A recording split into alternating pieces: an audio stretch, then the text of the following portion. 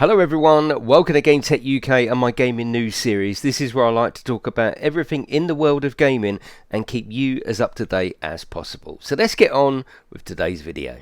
After a recent inquiry by the UK government, it seems that loot boxes are not going to be banned or regulated in any way in the UK. Instead, the government have handed over to the industry themselves and asked them to self-regulate. They concluded their study by saying the evidence based on loot boxes is still emerging and direct government intervention may risk unintended consequences. I think overall this is a shining example of a lack of education and most importantly understanding from the government of what loot boxes are. In fact, they said another factor in the decision is that loot box rewards cannot legitimately be exchanged for real money, meaning players cannot in theory cash out as they might when gambling.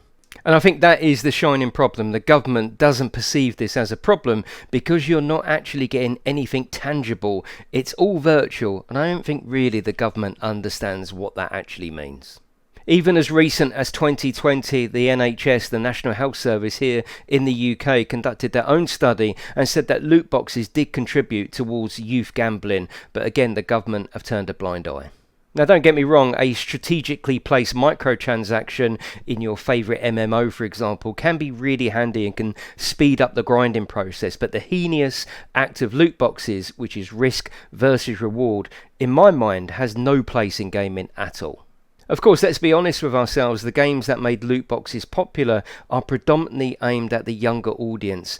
Apex Legends, Overwatch and of course Fortnite, these aren't the only ones to blame, of course. And you only have to walk down any UK high street and you'll see a collection of second-hand shops, charity shops, and most importantly betting shops. And I don't think it's too far a stretch of the imagination to put that connection between youngsters gambling at home and going into betting shops when they come of age. Betting shops aren't the same as when I was young, full of old men and full of smoke. They're very attractive, almost casino style places with flashing lights and very attractive.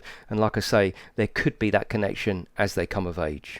In fact, while we're talking about Fortnite, in 2019 they actually changed the way they were selling loot boxes. Now you can see exactly what you're going to buy, and the co-founder of Fortnite, Tim Sweeney, said they changed that because they were profiting from doing customers harm. But of course we can't rely on the government to protect our children. That's our job through education and awareness. And I think the best thing to do with loot boxes and microtransactions is just to ignore them. If we ignore them, they'll go away. And with other countries starting to ban them, they're going to be really targeting these countries that have got no regulation. So the spotlight is going to be on us and our children. So the best way to do it is just to ignore them and pretend it doesn't exist.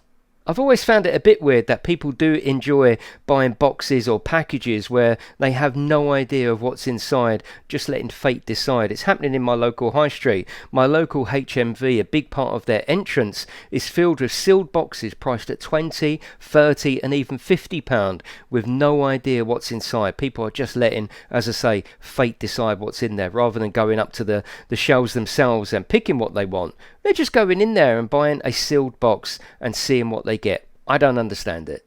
But it looks like loot boxes are here to stay, so I would love to know in the comments section below, when was the last time you purchased a loot box or microtransaction? I would love to know in the comments section below so we can have a lovely discussion and conversation.